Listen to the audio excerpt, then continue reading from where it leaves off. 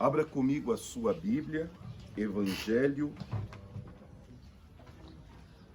segundo Lucas, capítulo 11. Evangelho segundo Lucas, capítulo 11.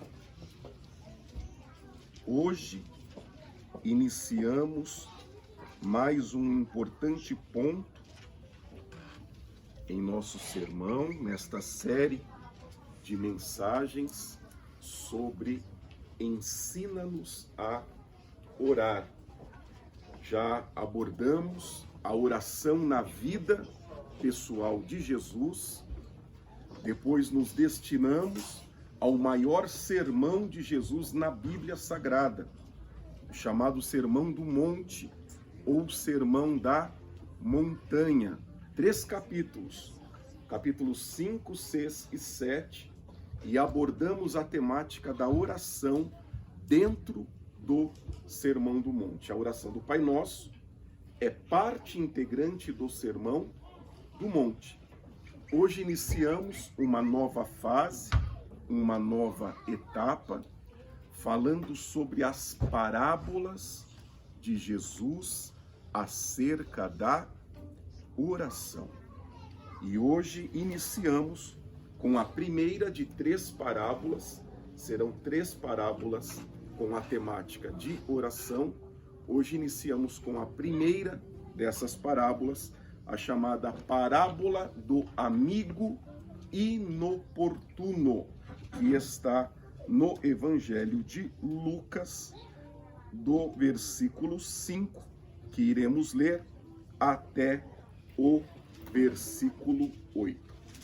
Perceba antes de lermos que no Evangelho de Lucas, a parábola do amigo inoportuno está registrado logo após ao ensinamento da oração do Pai Nosso.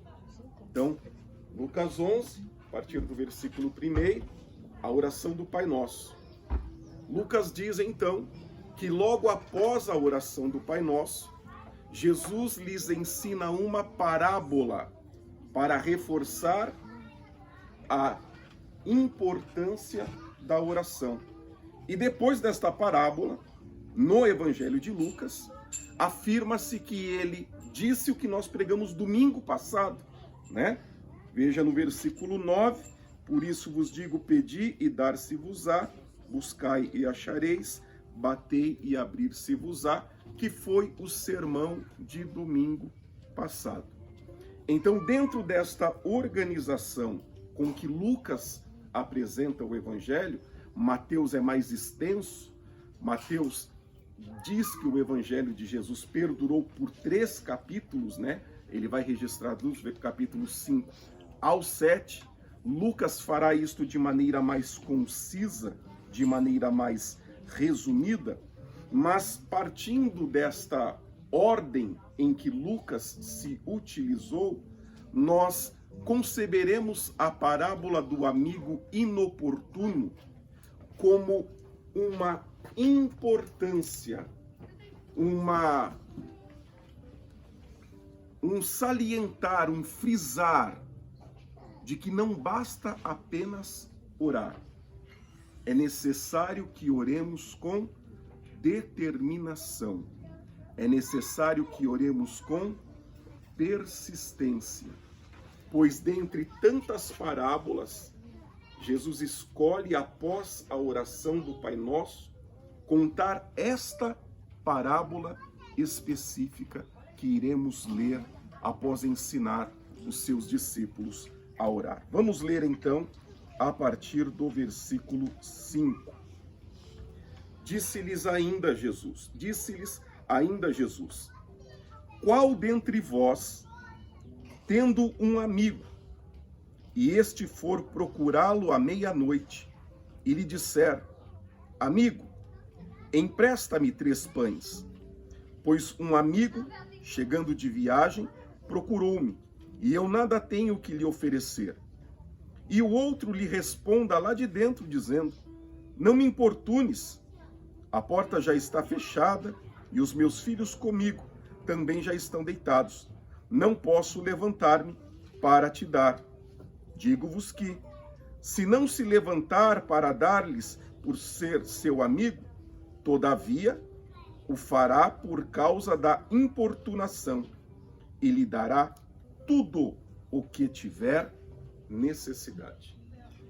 Parábola vem do grego parabolê, que significa colocar ao lado, comparar. Parábola era uma técnica de ensino muito popular e muito utilizada por Jesus. Jesus, então, contava ilustrações, em sua grande maioria das vezes, da vida comum, falando do semeador, do homem do campo, da vida do homem comum. E ao contar uma história, uma ilustração da vida comum, Jesus inseria ali elementos de ensinamentos sobre o reino dos céus. Jesus está fazendo isto aqui, agora utilizando-se do tema da oração.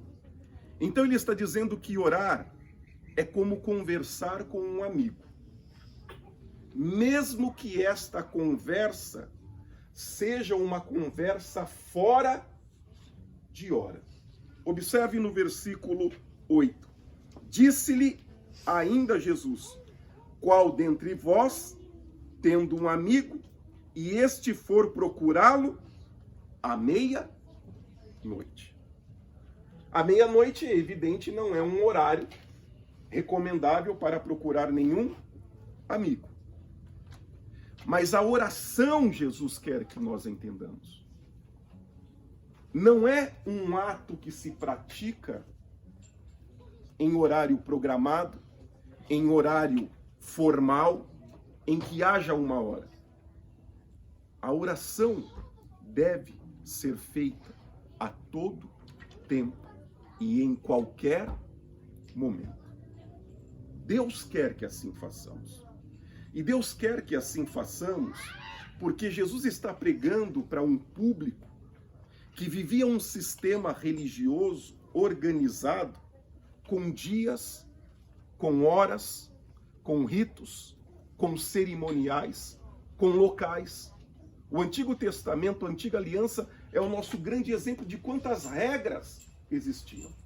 Experimente em casa ler o livro dos Levíticos, Números, Deuteronômios. Observe o número de regras que existem. E de regras em como ofertar e o que ofertar, e em que momento ofertar, e qual festa fazer, e como fazer, em que momento fazer, em que dia fazer, e por quantos dias fazer. Então são pessoas que foram criados em um sistema religioso de regras, horários, de ritos, cerimoniais, e a leitura que eles tinham de Deus era esta leitura ritualística. Era esta leitura cerimonial, em que de uma certa forma tudo tem um tempo, tudo tem uma hora. Havia recomendações religiosas sobre quantas vezes jejuar, sobre como jejuar, sobre quantas vezes orar ao dia, sobre os horários em que essas orações deveriam ser feitas. A parábola de Jesus vem trazer pessoalidade à vida de oração. E eu digo a vocês que muitos de nós podemos não fugir a esta mesma realidade de experiência religiosa, de ritos cerimoniais, regras, dias e horários que norteiam e disciplinam a nossa relação com Deus. Dependendo do convívio religioso, da denominação de onde você tenha vindo, de onde você tenha se convertido, há regras e ritos e cerimoniais levados de maneira mais inflexível, rígida, com maior cobrança em determinados ambientes, e isto evidentemente influencia a nossa forma de relacionar-se com Deus.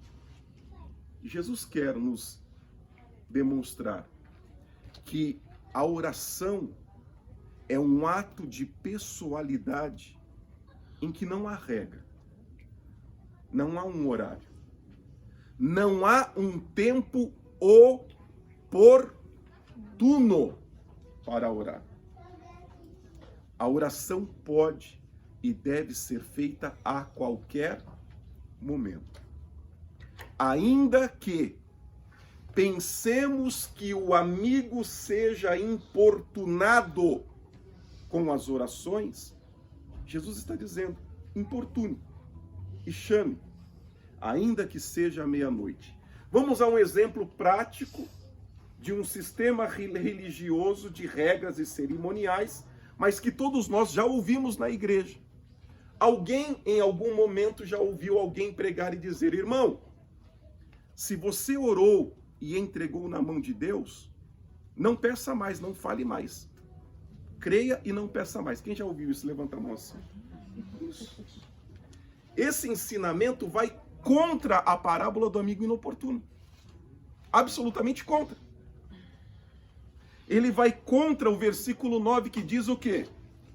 Pedi, batei e procurai. Absolutamente contra. Só que perceba que todos nós já ouvimos isso dentro da igreja. Como se fé fosse algo que não pudesse ou não devesse importunar a Deus. Eu não vou ainda, nesse momento do sermão, frisar isto, porque vai chegar o momento que nós vamos falar, mas só lembrando aqui o que está escrito no versículo 8, diz, todavia o fará por causa da importunação. O texto está dizendo bem claro, importune a Deus. Seja inoportuno com as suas orações. Peça e repeça e torne a pedir e fale novamente. E continue pedindo e volte a pedir e volte de novo e fale outra vez. Isto é inoportuno. Jesus está dizendo, pediu uma vez, o amigo não quis atender, você faz o que então? Pede outra, e outra, e outra, e outra, e outra, e outra, até um momento que a inoportunação culmine com a graça e com a misericórdia. Ou não é isso que está escrito na sua Bíblia no versículo 8? O que está escrito no versículo 8? Todavia o fará por causa do quê? Se é para importuná-lo pedindo e repetindo o que já foi pedido, de onde nos ensinaram então? Que uma vez orado e entregue a Deus, você não deve então pedir novamente, que isso é falta de fé. Então, para quem prega assim, você fala, não, irmão, não é falta de fé, isso aí é falta de Bíblia. Né? É falta de Bíblia para você que está pregando e ensinando que aquele que uma vez pediu não deve voltar a pedir. Porque eu explico a você, a pessoa que prega isso, eu não vou ficar falando agora, para nós não tomarmos tempo, mas ele confunde crença e fé. Na cabeça daquele que prega isto, não é claro para ele a diferenciação entre crença e fé. Ele confunde fé com crença e crença com fé. E por isso que na concepção dele, que ainda não sabe o que é fé, ele pensa que repetir o pedido é falta de fé, é porque você não creu. Mas na verdade o problema é um passo atrás. Ele não sabe o que é fé segundo o texto sagrado. Porque eu volto a repetir para você, e aí talvez você fique com um ponto de interrogação, mas é bom, né? E um dia a gente vai esclarecer esse ponto de interrogação quando for oportuno. Fé é muito mais do que acreditar em Deus. Isso Tiago já escreveu lá no capítulo 2 da sua epístola, se eu não me engano, versículo 19. Crê em Deus, fazes bem. Os demônios também acreditam e... O que Tiago está dizendo? Fé é muito mais do que crer em Deus. Porque crer em Deus, até os demônios acreditam. Ora, se fé fosse só crer em Deus, E a salvação vem pela? Os demônios então estão o quê? Não é? Então perceba só para que nós entendamos que não é tão simples assim. E é por isso que Tiago está dizendo, não, fé é muito mais do que acreditar em Deus. Mas essa definição simplória é o que está na boca de 10 em 10 crentes, que você perguntar para ele, o que é ter fé? E ele vai dizer, ter fé é acreditar em Deus. Resposta errada. Né? Resposta errada. Não, ter fé é muito além, está muito além de acreditar em Deus. É isso que Tiago está nos chamando a atenção, dizendo, crer em Deus, até os demônios creem. Não só creem, como o quê? Estremecem. Mas isto não faz com que eles tenham? Isso não faz com que eles tenham fé. Porque fé está além disso. Nós não temos tempo para explicar exatamente, mas só para que você não fique totalmente perdido sobre o que é fé. Fé é uma dádiva de Deus. Deus tem que dar. Ser humano não nasce com fé. Ser humano nasce com crença. Crença, não com fé. Por isso que eu digo a você a confusão na cabeça do pregador, quando ele confunde fé e crença e faz esse tipo de abordagem na igreja. O ser humano nasce com crença, capacidade psíquica de acreditar. Isso não é fé. Capacidade psíquica de acreditar não é fé. Isso é crença. Fé é uma dádiva. O ser humano tem que sofrer uma intervenção do divino. Por isso, em Romanos 10, Paulo disse que a fé vem pelo... E ouvir o quê? Isso. Deus precisa intervir no ser humano. Se Deus não intervém, ele nunca terá fé. Ele terá sempre crença, capacidade para crer, para acreditar. Mas acreditar tanto em Deus como acreditar o quê? Que isso aqui é couro, acreditar que isso daqui é um tablet, acreditar que isso daqui é um smartphone. Isso aqui não é fé. Então, olhar e falar, não, eu acredito que é um smartphone na sua mão, isso é capacidade de acreditar no que se vê ou no que se ouve. Mas isso não tem nada a ver com fé. Isso é o que nasce o ser humano. E ele pode acreditar na música da igreja, ele pode acreditar na série que ele assiste na Netflix, ele pode acreditar na aula que ele teve de geografia na escola. Fé é outra coisa. É por isso que os demônios veem em Deus, sabem que Deus existe, acreditam em Deus, mas não têm fé. Porque a fé é uma dádiva de Deus, dada por meio da palavra. Deus precisa intervir no coração do ser humano. Gálatas 2:8. Pela graça sois por meio da fé. E isso não vem de nós. É um dom. Isso, é isso. Se Deus, portanto, não intervir nos dando fé, teremos uma vida inteira dentro da igreja de crença, sem nunca ter conhecido Deus. Porque fé é uma dádiva de Deus. Logo, o que faz com que alguém tenha fé não é a repetição da sua oração, irmão. Não é quantas vezes ele orou e repetiu o que já pediu, isso não tem nada a ver. O que faz ter fé ou não ter fé é se houve uma intervenção do Espírito Santo nele. Se houve uma intervenção que o fez nascer da água e do Espírito, que o fez nascer de novo. Uma intervenção que se inicia num processo de ouvir e ouvir a palavra de Deus. De ouvir e ouvir a palavra de Deus.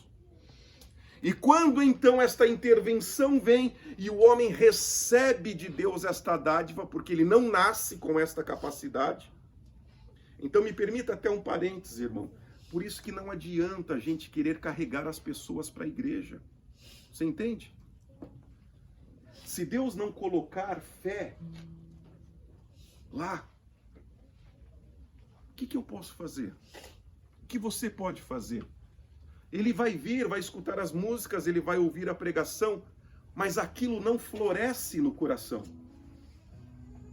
Vamos descrever um pouquinho mais a parábola do pregador, do semeador. Eu falei que não ia falar sobre fé, mas estou falando. Parábola do semeador. A fé é assim. A semente tem que cair em terra boa. Porque se cai no caminho, os pássaros comem, o diabo rouba. Se cai entre os pedregais, o sol, as lutas da vida queimam. Se cai entre os espinhos, os cuidados da vida, o amor pelo dinheiro sufoca. Só floresce se cai em boa terra. A pergunta que eu tenho a você é: que poder você tem? Que poder que nós temos para delimitarmos onde a semente vai cair?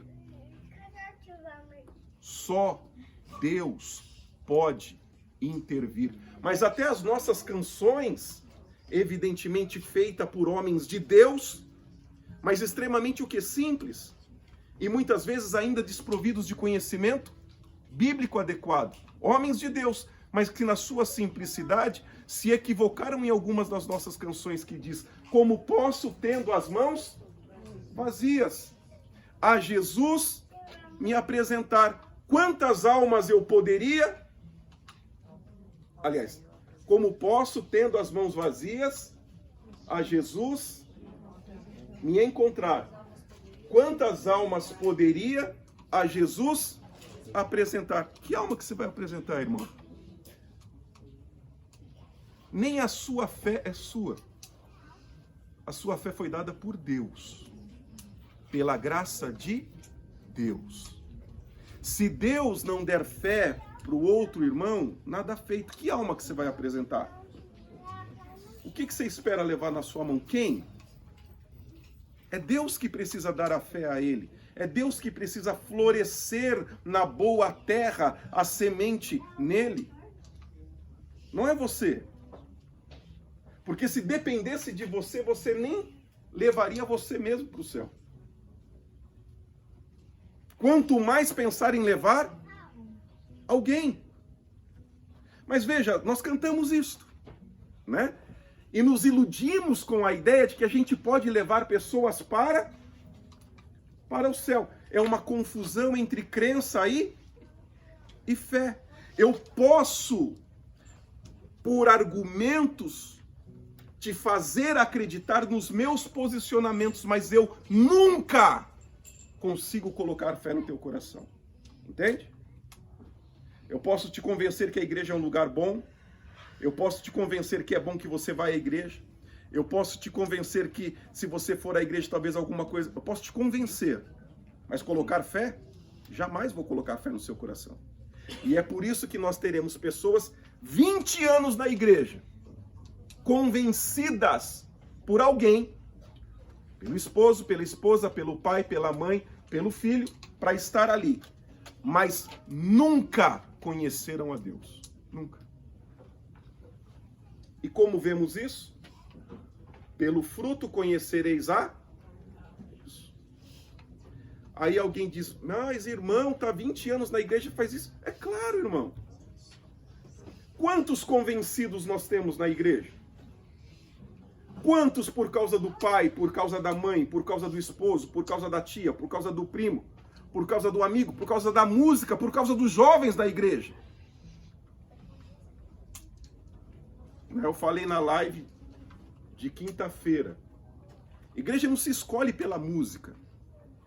Igreja não se escolhe porque é perto de casa. Perto de casa a gente compra pão. Perto de casa a gente compra remédio na farmácia. A gente compra farinha no supermercado.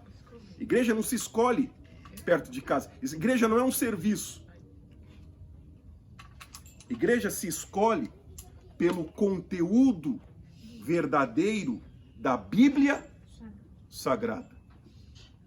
Porque aquilo que faço e ouço me leva para o céu ou para o inferno. Então não dá para eu colocar a minha alma naquilo que está perto de casa. Porque se estiver errado, eu vou para o inferno.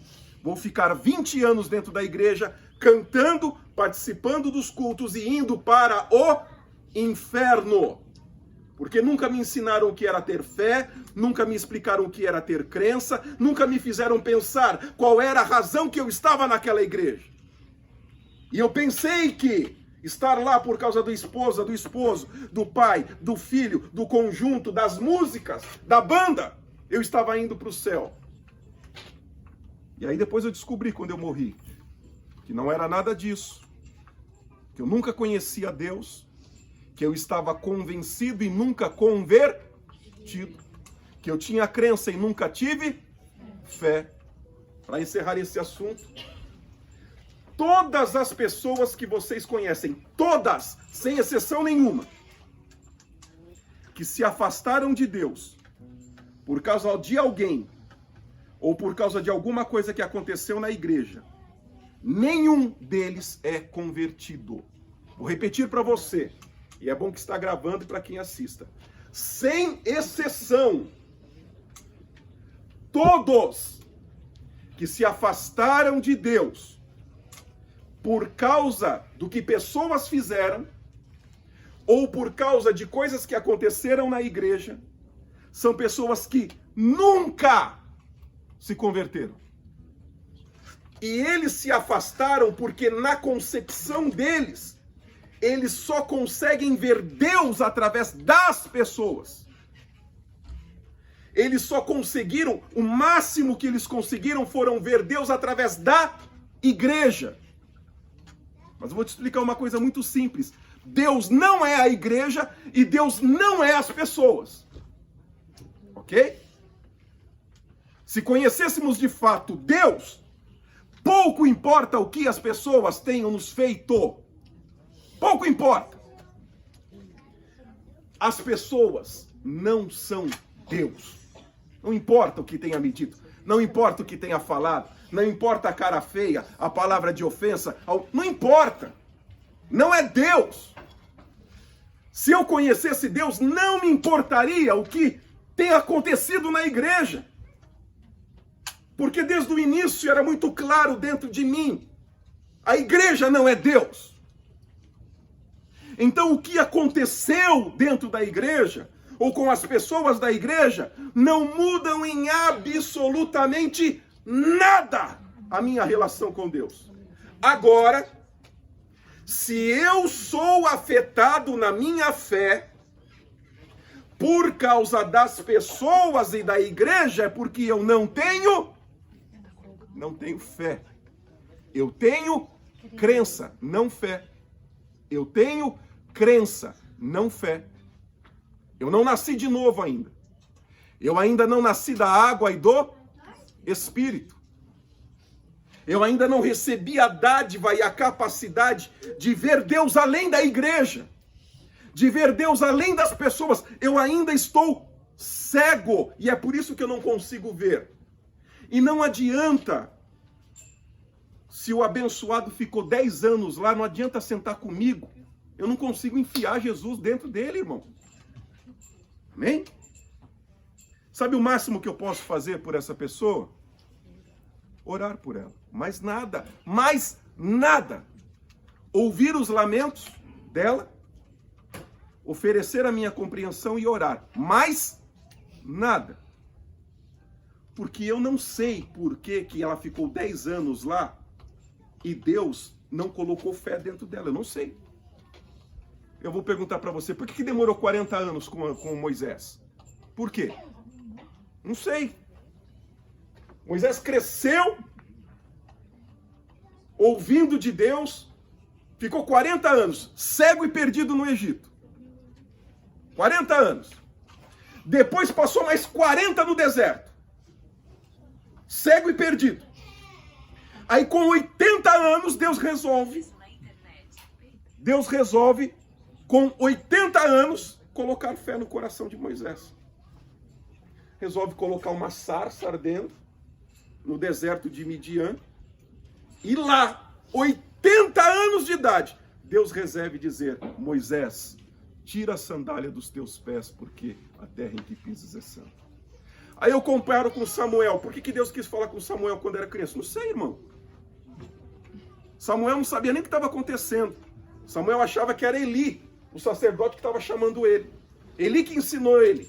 Falou: ó, se ouvir alguém chamar o seu nome, você diz assim, ó: fala, Senhor, que o teu servo ouve. Samuel não sabia nem o que estava acontecendo, era criança. Aí chamou de novo o nome pela madrugada. Ele tinha mandado falar, Samuel falou: fala, Senhor, que o teu servo ouve. E Deus falou com Samuel, ainda criança. Mas Deus quis assim. Para Samuel, Deus quis revelar-se, dar fé a ele, criança. Para Moisés, Deus quis fazer com 80 anos de idade. Por que que Deus foi falar com Abraão e foi lhe fazer a promessa do filho com mais de 70 anos, aos seus 75 anos? Não sei, irmão. Por que que Deus não falou com o irmão lá que ficou 10 anos na igreja? Também não sei. Uma coisa só eu sei: Deus se revela quando Ele, e a quem Ele, e no momento que Ele, e só Ele pode fazer florescer a semente do Evangelho. Fora disso, eu fico como amigo inoportuno, orando, orando, orando e orando e reorando e orando de novo e dizendo: Deus, revela nele e nela a tua vontade, abre os olhos para que ele e que ela possa entender a mensagem do teu evangelho. Amém? É isso que você pode fazer. Por isso que eu posso orar quando eu quiser, manhã, tarde, noite, à meia-noite, de manhã, onde, a hora que eu quiser, de acordo com a urgência que for necessária. E lembre-se, há um conteúdo de importunação, e eu posso orar sempre que tiver o quê? Necessidade.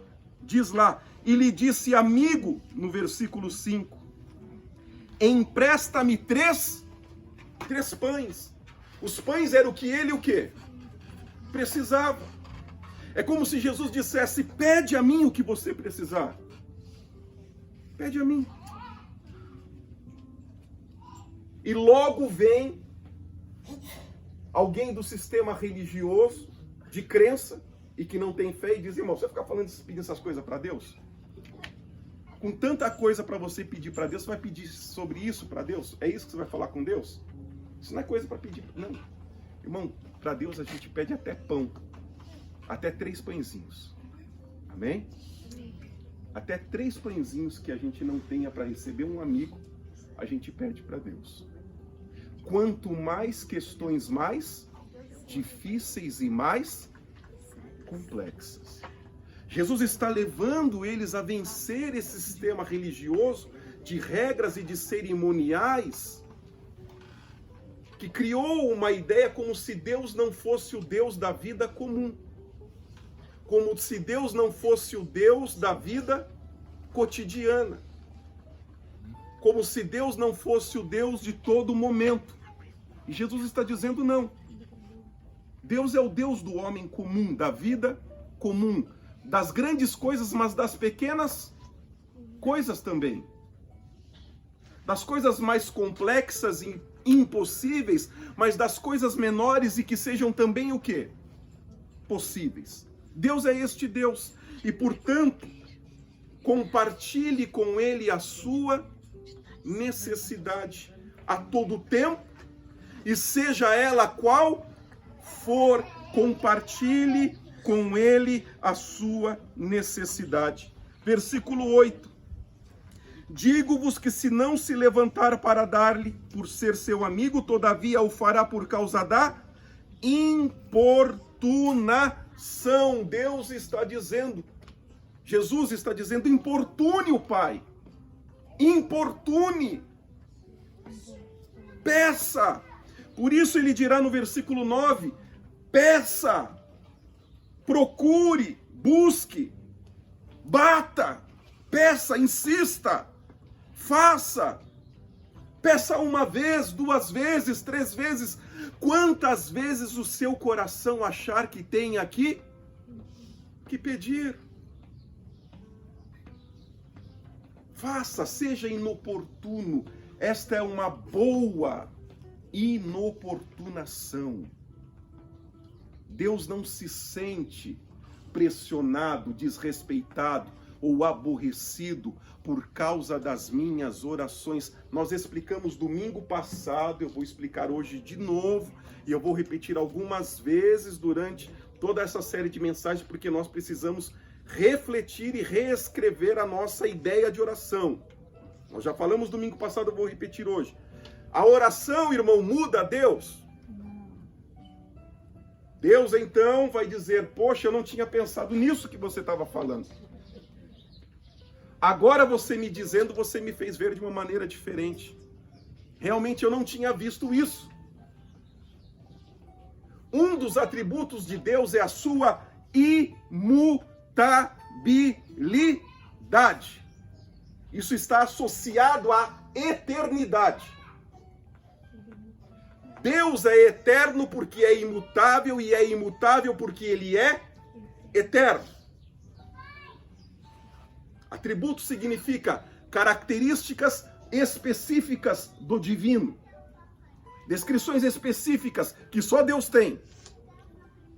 A eternidade, a imutabilidade fazem parte dessas características do divino. Deus é imutável. Se Deus é, portanto, imutável, as orações mudam a Deus? Vamos chocar você um pouquinho, só um pouquinho. Não muito, mas só para você ficar um pouquinho perturbado, mas uma boa perturbação. Abra comigo a sua Bíblia em Apocalipse capítulo 13.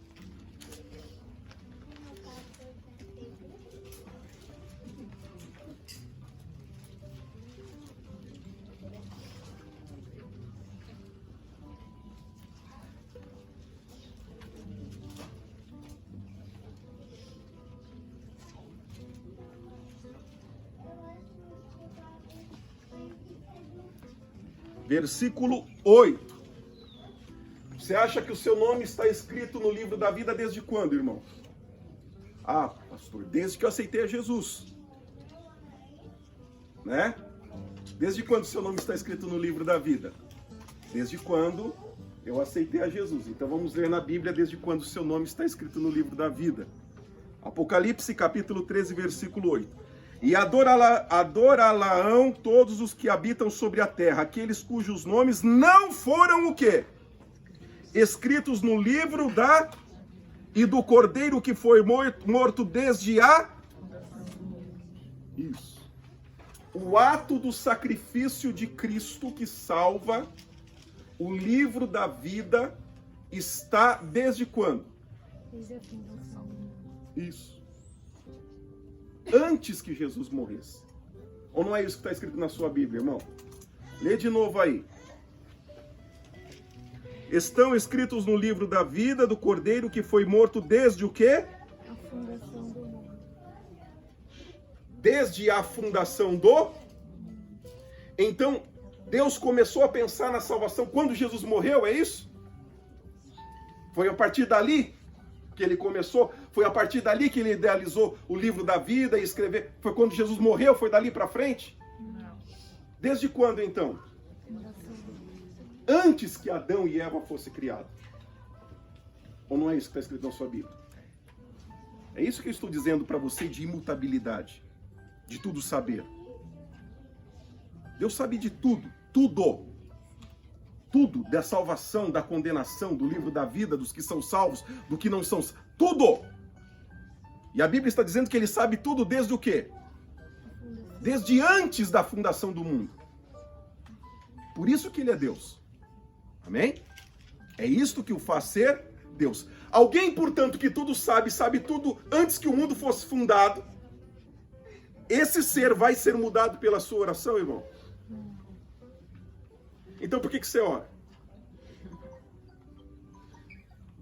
A gente já explicou e a gente vai repetir. A gente ora não é para que Deus mude. A gente foi ensinado a orar por Jesus para que nós sejamos mudados. Somos nós que precisamos ser mudados pela oração. É por isso que na oração ensinada para Jesus, que nós já ouvimos, tudo revisão, né? Revisão das pregações passadas, a oração de Jesus é: seja feita a assim na terra como no isso. Então Jesus está dizendo que me muda, Senhor, para que sobre a minha vida seja feita a vontade de quem? Não mude a tua vontade pela minha oração. Não mude a tua vontade pela minha oração. Muda a minha vida por causa da tua. É por isso que eu oro. Está bem claro lá na oração do Pai Nosso. Oramos para que Deus nos mude e não mude a vontade dele, mas nos mude. A oração da importunação do amigo é a reincidência e o pedido, e o pedido, e o pedido, não pensando em mudar Deus, mas pensando, ou Deus responde a minha oração, ou Deus vai mudar a minha vida. Ou Deus vai mudar a situação. Se não for a vontade dele de mudar a situação, ele vai mudar o quê? Ele vai me mudar. Ele vai mudar a minha forma de ver, a minha forma de pensar, a minha forma de compreender. Alguma mudança ele fará. Essa mudança não é nele. Porque ele é bom, ele é perfeito e ele é agradável. Essa é a vontade dele. Sempre. Boa, perfeita e agradável. Se alguém precisa mudar nessa história, sou eu. Então, se eu estou pedindo e não recebi, eu continuo pedindo, e continuo pedindo, e pedindo, e pedindo, porque Deus está fazendo charminho, porque... Não! Eu estou pedindo e pedindo e pedindo, porque se não for esta a vontade dele, para que ele me mude então. Porque na minha oração eu sempre direi, seja feita a tua vontade. A tua vontade, a tua vontade. Irmão, veja a oração de Jesus como exemplo. Jesus pediu para Deus mudar o que estava fazendo no Getsemane. Quando ele disse, Pai, se possível afasta de mim esse cálice, estava pedindo para mudar? Se ele estava pedindo para mudar, por que ele diz, não seja feito a minha, mas a tua vontade? Ele não estava pedindo para Deus mudar. Ele estava dizendo, se tem alguém que precisa mudar, muda o meu coração nesse momento. É isso que ele estava dizendo.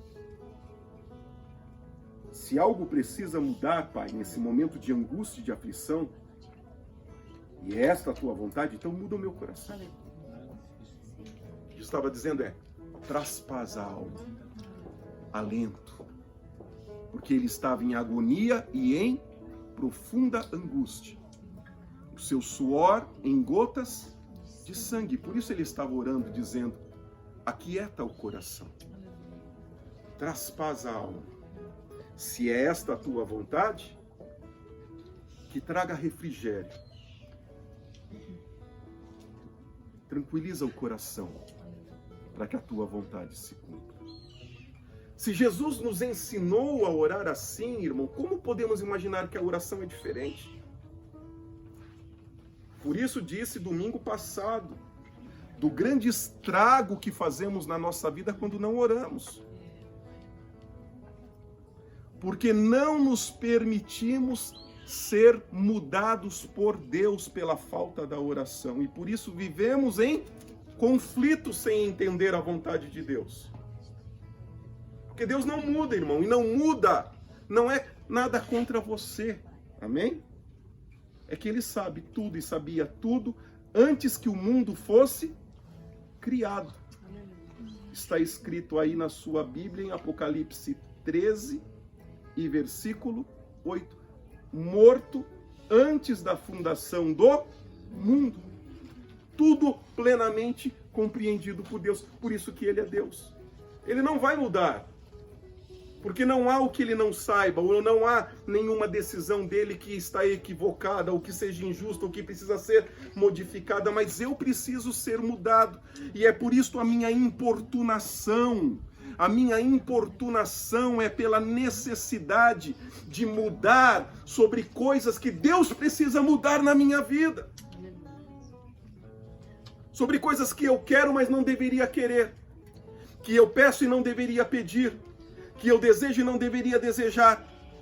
Que eu almejo e não deveria almejar. E eu faço o quê? Se eu simplesmente quero? Oro e peço. Amém? Não devia pedir, mas eu quero. O que eu faço? Eu oro e peço. E peço. E peço. E peço. E peço. E esta oração que pede o que não deve, que vai mudar o meu coração. Porque a cada pedido que não deve, eu estou dizendo, seja feita a tua vontade. Seja feita a tua vontade. Seja feita a tua vontade. É como se eu dissesse, muda então, Deus. Eu quero, mas o Senhor não quer, então muda. Eu desejo, mas o Senhor não deseja, então muda. Muda o meu coração, muda o meu coração. Eu continuo querendo hoje, então muda o meu coração. Eu continuo querendo hoje, então muda. E muda, e Deus está dizendo, importune, importune, importune. E peça, ou Deus te dará, ou Deus vai mudar a tua vida e transformar o teu coração. De qualquer forma, você será atendido na boa, perfeita e agradável vontade de Deus. Deus não está dizendo, eu vou dar o que você quer. Deus está dizendo, eu vou fazer o que é melhor para você, e eu vou abençoar você, e eu vou trazer paz ao seu coração, naquilo que é perfeito e naquilo que é agradável. Mas isso começa na importunação, às vezes, de um pedido que não é claro, ou de um pedido que não é bem compreendido, mas nós temos a liberdade de orar e de pedir com urgência, e de clamar, porque se não for esta vontade, Ele vai me mudar então. Vai me mudar se eu orar correto, né? Vai me mudar se a minha oração for bíblica. Porque se a minha oração for bíblica, a minha oração vai ser sempre aquela oração que diz: seja feita a tua vontade. Seja feita a tua vontade. Seja feita a tua vontade. A cada pedido que eu faço sobre aquilo que Deus não quer, eu mesmo estou dizendo, seja feita a tua, não a minha vontade. Seja feita a tua e não a minha vontade. E eu estou dizendo, então muda no meu coração, Deus. Se não é isso, então muda. Eu quero, mas se não for, que o Senhor mude e transforme o meu coração, para que eu aceite, para que eu abrace a tua vontade e para que eu me entregue ao Senhor. Você percebe então que Jesus me traz liberdade na minha oração. Amém? Peça. O que você quer? Peça. O que você deseja? O que te aflige? Qual é a tua necessidade? Peça. Peça, porque se não for a minha vontade, eu vou mudar a tua vontade. Mas não se silencie. Não deixe de pedir, não deixe de orar. É isto que Jesus está nos ensinando. Não deixe de orar. Peça. As nossas orações são orações, irmãos, imperfeitas, e Deus sabe disso. Abra comigo a sua Bíblia em Romanos capítulo 8. Deus sabe da imperfeição das nossas orações. Romanos capítulo 8.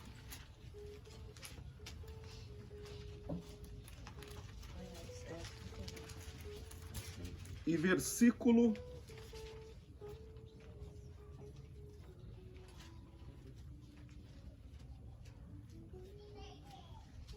26. Também o Espírito semelhantemente nos assiste em nossa fraqueza. Por quê? Isso, na minha versão, como de algumas pessoas que eu vi aqui, porque não sabemos orar como convém. A oração, ela é imperfeita. E a oração é imperfeita porque ela não é correta, ela não é clara acerca da vontade de Deus, porque muitas vezes não a entendemos e a compreendemos. E aí o que Deus então diz? Então não ore, não, ele diz, ore assim. Eu sei que vocês muitas vezes não sabem orar adequadamente, não sabem pedir adequadamente, mas ore assim. Ore, porque o Espírito Santo vai fazer o que no momento em que você faz a sua oração, mesmo não sendo uma oração plenamente em comunhão com a vontade de Deus, mesmo sendo uma oração cheio das suas imperfeições, imaculado pelas suas fraquezas. Quando você estiver orando assim, o que diz a Bíblia? Quem que vai estar com você? Espírito Santo. Ele vai estar com você te ajudando. Agora você acha, irmão, o Espírito Santo, ele é Deus? Sim. Ele é Deus. Amém? Então não está acontecendo isso. O pai está falando não, mas o Espírito está falando não, pai. Dá uma ajudinha lá para ele lá. Dá uma força para ela, tadinho, né? E aí o pai está sisudo no trono. Não, eu não vou fazer. E aí lá o Espírito está gemendo por você. E dizer, não, pai, faz. Tem misericórdia dela, pai. Irmão, o Espírito Santo é Deus. Amém? Não há este conflito de interesses entre o Pai e o Espírito Santo. Porque o que o Pai quer é o que o Espírito Santo, mas aquilo que o Espírito não quer é o que o Pai também não tem isso. Agora, se o Espírito Santo está ali junto, gemendo, pela imperfeição da sua oração, é para mudar quem, irmão? Quem que ele está mudando através da oração, quando ele ora com você? Quem que ele está moldando quando ele ora junto com você? Quem que ele está... Ele não precisa ser tocado, ele é Deus. Mas quem que ele está tocando quando ele ora com você? É você. É você que ele está mudando. É você que ele está tocando, é você que ele está transformando, é você que ele está abrindo os olhos para entender e para ver e para compreender. É você. É você que o Espírito Santo está fazendo assim. Martinho Lutero descreveu que o momento em que Deus o toca, ele disse que a sensação que ele teve, em Romanos capítulo 1, versículo 26 ou 27, ele disse que foi como se os portões do paraíso tivessem sido abertos para ele. A sensação de quando Deus toca e de quando os olhos se abrem para compreender a vontade de Deus. Então o que nós estamos dizendo é um Deus que não muda através da oração, mas um Deus que muda a nossa vida pelo poder da oração. Ele não muda porque a vontade dele é boa, perfeita, é agradável, ele é imutável porque ele é eterno. Mas ele sabe que as nossas orações são orações imperfeitas, como diz a minha Bíblia, porque não sabemos orar como convém, orar adequadamente. Mas o que fazemos? Oramos mesmo que não seja adequadamente, porque o Espírito Santo nos ajudará e nos transformará. Você entende então por que da inoportunação? Por que ser importuno? Continue orando e orando e orando, mesmo que não seja como convém. Continue pedindo, porque o Espírito Santo estará atuando, estará encaixando, estará acertando tudo que precisa ser arrumado, estará alinhando tudo que precisa ser alinhado, organizando tudo aquilo dentro da minha vida por meio da oração, para que o nome do Senhor seja glorificado sobre a minha vida. Por isso a importunação, irmão. Por isso importuná-lo não é ser inconveniente com Deus, mas é importuná-lo com a oração, porque nós precisamos ser mudados. Você sente o que você sente porque você quer? É porque você quer? A sua vida é como um aplicativo de celular? Você abre hoje e diz, hoje eu ficarei irritado. Hoje, agora não, agora eu quero ficar triste. Não, agora eu quero ficar feliz. É assim? Você sente o que você sente porque você quer? Não. Você não sente porque você quer. Mas você o quê? Sente. E o que a gente faz então? A gente ora. E ora sobre aquilo que nós estamos. Se é raiva, é raiva. Se é tristeza, é tristeza. Por isso, a oração que não convém.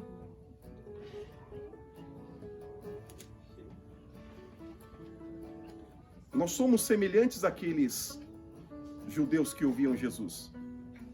Porque nos ensinaram que para que você possa orar, você tem que estar bem, você tem que estar feliz, tem que estar com o coração puro, tem que estar... Não é isso? Não, você ora como você está. E você compartilha com Deus o que você sente. Muitas vezes de maneira que não convém.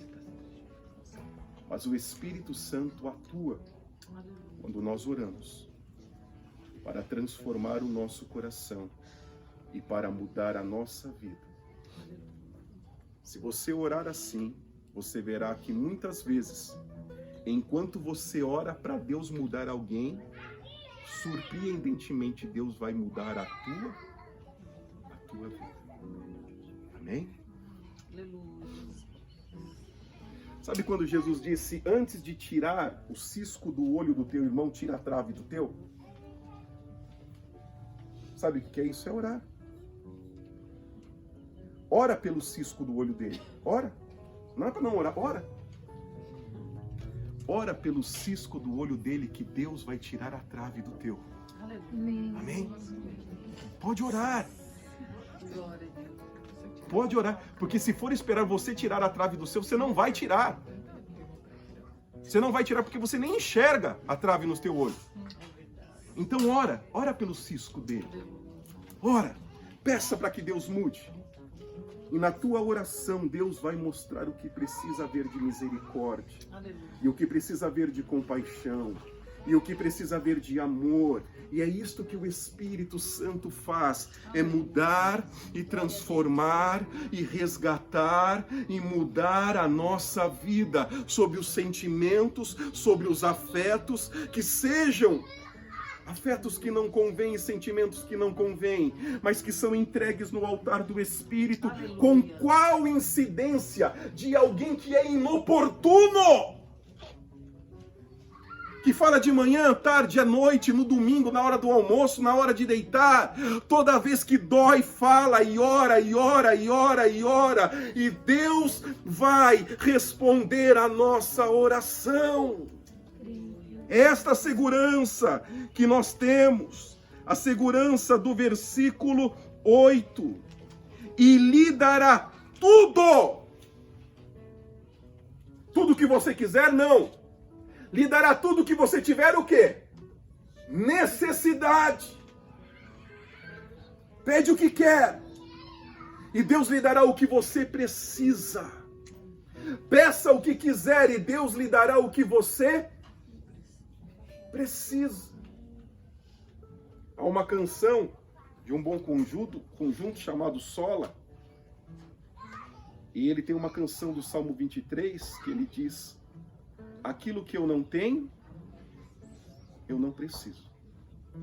Então ele faz um cântico em cima do Salmo 23, e no coro ele diz assim: aquilo que eu não tenho, eu não preciso. Se Deus não me deu, é porque eu não preciso. Porque tudo que eu preciso, Deus me dá. E é por isto que Ele é o meu Senhor e nada me faltará. Porque tudo que eu precisar, Ele vai me dar. E se eu não tenho, é porque eu não preciso. Mas entender o que eu não preciso só se entende através do quê? Amém? É a oração que me fará entender que eu não preciso. Portanto, ore. Seja inoportuno. Aleluia. Porque não é Deus que você vai estar mudando. É você mesmo que estará sendo mudado pela oração. Amém? Não pense então. E vai ficar insistindo, é por isso que não. Deus já sabe se é sim ou não antes de você. Mas por que ele diz então, mas fica pedindo? Mas fica pedindo mesmo assim. É porque você precisa ser mudado. Amém. Amém? É você que precisa ser mudado. Por isso ele sabe desde o início se é sim ou não. Mas ele muitas vezes não responde porque você precisa ser mudado. E você precisa ser mudado pela ação do Espírito Santo através da oração. E o silêncio de Deus é para que você continue o quê? Pedindo. Para que você, continuando pedindo, possa ser mudado pelo Espírito Santo. Para que no final deste processo, você queira exatamente o que Deus quis te dar. Amém? Porque aceitar a vontade de Deus, irmão, não é aquela coisa assim, eu queria, mas Deus não quis, né? Não, irmão, não é assim. Não. Precisa orar ainda, mas se você tem coisas na sua vida, vou falar sinceramente, se você tem coisas na sua vida que para você assim, eu queria, mas Deus não quis, não, continua orando. Deus está te falando para você continuar orando. Você não chegou no ponto ainda. Você ainda não chegou no ponto. Continue orando pedindo isso. Não se dê por vencido. Continue orando. Porque o momento de compreensão é Deus não quis e eu muito menos. Deus não quis e eu não quis também. Agora, se Deus não quis, mas eu queria, continue orando. Continue pedindo. Continue falando. Porque há coisas que precisam ainda ser mudadas e transformadas pelo Espírito Santo. Amém? Mudadas e transformadas pelo Espírito Santo. Vamos nos colocar em pé. Glória a Deus. Nós vamos orar neste momento.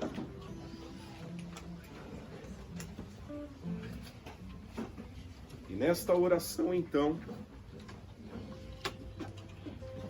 gostaria que você pensasse e que se lembrasse que podemos pedir quantas vezes quisermos. E que se há conflitos dentro de você, ore sobre isso. Amém? E aí você vai dizer, mas pastor, eu já orei tantas vezes, e o que a palavra te diz hoje? Faça o quê? Continue orando. Continue orando. Continue pedindo graça a Deus. Mas continue orando, biblicamente, continue orando dizendo, seja feita a tua vontade, Deus. Diga para ele, Deus, se não é, então me mostra o que é. Se não é assim, me mostra então a tua vontade. Me faz compreender o que é perfeito, o que é bom, o que é agradável. Não deixe de orar, irmão. Não deixe de orar sobre aquilo que aflige a tua alma, sobre aquilo que aflige o teu coração. Não deixe de orar. Continue orando, orando e pense. A oração não muda a Deus, mas a oração nos muda e nos transforma. Agora, uma recomendação que eu vou dar para você, irmão. Não vai chegar hoje, no almoço de domingo, e soltar em 1 minuto o que eu demorei 50 minutos para te ensinar. Amém? Chegar lá no almoço e falar assim, não, Deus não é mudado através da oração. A oração não muda a Deus. Tenha misericórdia dos irmãos. Amém? Tenha misericórdia. Tenha misericórdia. Lembre-se que muitos deles estão num processo ainda de alfabetização cristã. Eles confundem fé com crença com fé. Ele fala que Deus é imutável, mas que Deus muda através da oração. Se você perguntar para ele, irmão, Deus é o mesmo ontem, hoje e amanhã? Ele vai falar, Deus é imutável? Mas Deus muda através de um coração de fé que ora, muda! Então tem misericórdia dele, irmão. Amém? Tem misericórdia dela. Chegou o momento para você aprender, glória a Deus. Vai chegar o momento dele também aprender. Ou é diferente de alguém que quer que você o ensine. Permita-me compartilhar uma coisa com você, uma grande lição que não é da Bíblia, mas é uma grande lição didática. Sócrates, o grande filósofo, não ensinava a nenhum aluno em que ele percebesse que não queria aprender. Porque ele avaliava que era perder o tempo dele e tomar o tempo do aluno. Então, entre os seus alunos, se ele percebesse que algum ali não queria estudar, ele retirava da turma. Ele se negava a dar aula para essa pessoa. E ele fazia isso porque ele sabia que se a pessoa não quiser aprender, é perda de tempo tudo que você fale e tudo que você diga. Então não adianta querer ensinar Bíblia para quem não quer aprender. Quem não quer aprender, irmão, ora por ele. Um dia a luz vai brilhar. Um dia a fé vai encontrar. Um dia a palavra vai libertar. Mas não é aquele dia. Ensinamos Bíblia para quem quer aprender. E aos que não querem aprender, querem debater, querem discutir, nós não ensinamos. E não ensinamos por quê? Porque só Deus pode dar a fé. Só Deus pode fazer florescer a semente. E de que adianta eu ficar lançando a semente se a terra não é boa, cheia de espinhos, pedregais? Amém? Estamos falando diferente de pregar. Pregar nós pregamos para todos. Lançar a semente nós lançamos sobre todos. Nós estamos falando de ensinar Bíblia, é outra coisa. Pregar, pregamos para todos. Lançar a semente, lançamos para todos. Ensinar a Bíblia, a gente ensina para quem quer aprender. Quem quer discutir e quem quer debater, nós não ensinamos porque é um ensino infrutífero. Amém? Então não faça isso. Guarda isso no seu coração. E quando alguém quiser aprender sobre oração, aí você ensina para ele. Dizendo, nós oramos sim. E não porque achamos que Deus vai mudar. Mas eu preciso ser mudado. E Deus muda quando eu oro. Muda a minha vida para que eu entenda a vontade dele. Feche comigo os teus olhos então. Nós vamos orar ao Senhor. E nesta oração, eu acredito que haja coisas que precisam mudar dentro de você nesta manhã. Eu acredito que nesta manhã haja conflitos, pedidos, anseios que você quer muito, que você deseja muito e que Deus não tenha lhe dado, Deus não tenha feito.